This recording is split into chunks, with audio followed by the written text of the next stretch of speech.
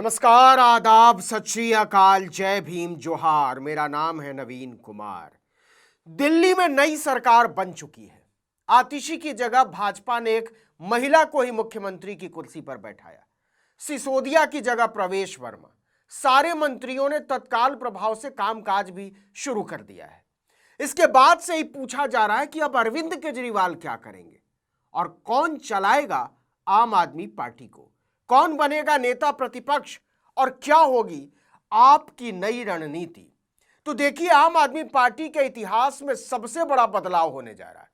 जरा समझिएगा कि वो बदलाव क्या है और इसे लेकर आम आदमी पार्टी जमीनी स्तर पर कितनी तैयार है। जो भी हो, लेकिन खबर आ रही है कि केजरीवाल दिल्ली छोड़ने की तैयारी कर रहे हैं और दिल्ली में पार्टी की कमान किसी और के हाथों में सौंपी जा सकती है।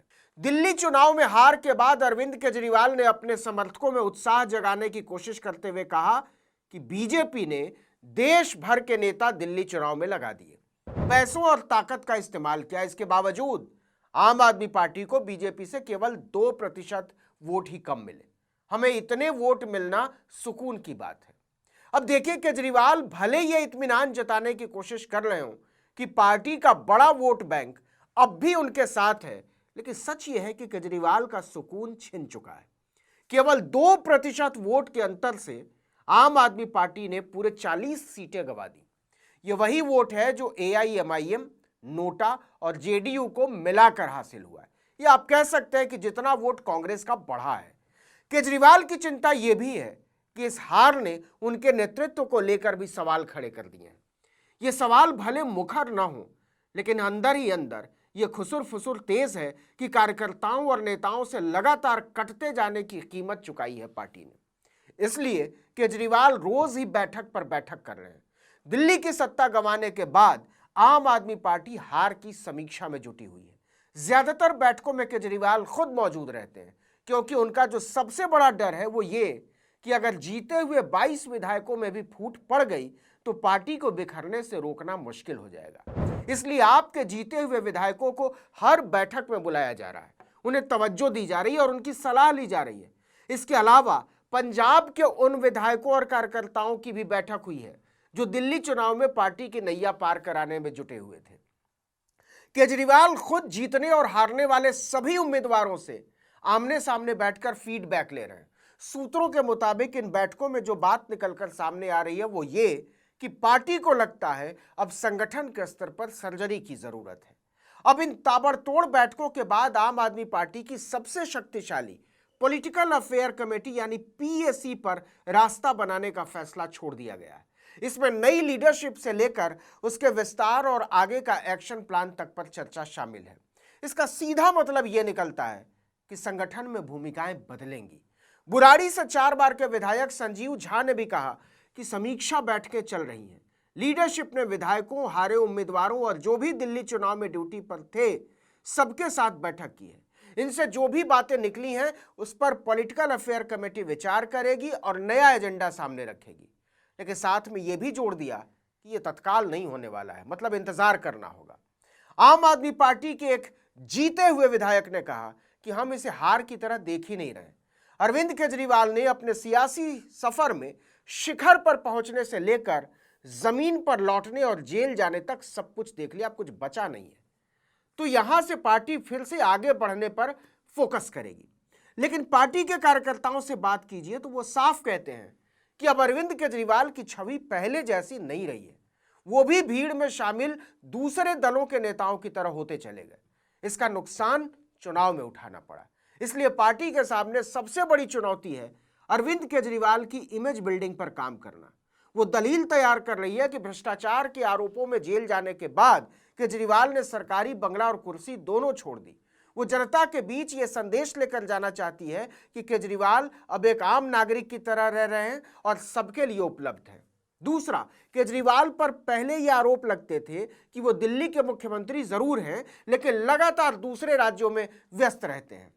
नतीजा, उन्हें दिल्ली को जितना समय देना चाहिए उतना नहीं दे पाते। कभी गुजरात, कभी गोवा, कभी उत्तराखंड तो कभी पंजाब। देखिए कि पंजाब में 2017 के विधानसभा चुनाव में आम आदमी पार्टी ने केवल 20 सीटें जीती थी, लेकिन जबरदस्त एंट्री की थी। इसके बाद 2022 में सीधे 92 सीटें जीतकर आम आदमी पार्टी ने सरकार बना ली। इसी तरह गुजरात में भी आपने 2022 के विधानसभा चुनाव में पहली बार 5 सीटें जीती थी, लेकिन अब सिर्फ पंजाब में आपकी सरकार बची है। इसलिए पार्टी की कोर कमेटी इस राय की तरफ बढ़ रही है कि केजरीवाल दिल्ली से बाहर निकले, पार्टी के विस्तार की कमान संभालें और दिल्ली में आम आदमी पार्टी की भूमिका किसी और पर छोड़ दें, क्योंकि दिल्ली गंवाने के बाद पार्टी की जो सबसे बड़ी चिंता है वो ये कि कहीं पंजाब ना हाथ से निकल जाए, उन गलतियों से सबक ली जाए जिनकी वजह से केवल 10 साल में एक ऐतिहासिक बहुमत की सत्ता जनता ने केजरीवाल के हाथ से छीन ली। इसलिए आगे का प्लान है कि पंजाब को सुरक्षित रखते हुए केजरीवाल पार्टी का राष्ट्रीय स्तर पर विस्तार करें। कहा जा रहा है कि अरविंद केजरीवाल अब दिल्ली से मुक्त हो गए हैं, इसलिए अब वो उन राज्यों में पार्टी के विस्तार में जुट सकते हैं जहां आपने थोड़ी सी जमीन हासिल की है, इसमें कामयाबी पाई है, जैसे पंजाब और गुजरात। इसीलिए बैठकों में जीते हुए हर विधायक को और हारे हुए हर उम्मीदवार को अपने स्तर से पार्टी को आगे ले जाने पर विचार करने को कहा जा रहा है। निर्देश दिया गया है कि हमें जनता के बीच ज्यादा से ज्यादा मौजूदगी दर्ज करवाने पर ध्यान देना है। आम आदमी पार्टी के पुराने कार्यकर्ताओं से बात कीजिए तो वो साफ कहते हैं, हमें पहले से पता था हमारी हार हो रही है, लेकिन हमें सत्ता में रहते हुए इतना दरकिनार किया गया कि हमने घरों से बाहर न निकलने का फैसला कर लिया।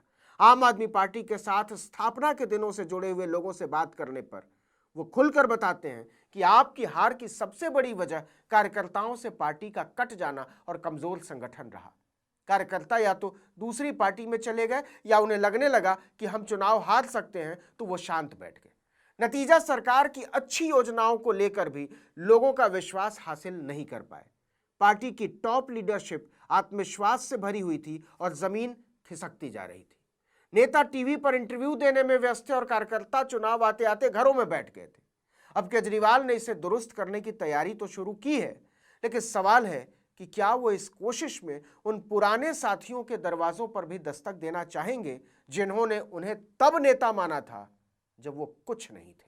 इस वीडियो में इतना ही, लेकिन अगर आपने आर्टिकल 19 इंडिया को अब तक सब्सक्राइब नहीं किया है तो फौरन कर लीजिए, बेल आइकॉन दबाइए, घंटी जैसी आकृति, लाइक कीजिए और कमेंट करके बताइए हमारा वीडियो आपको कैसा लगा।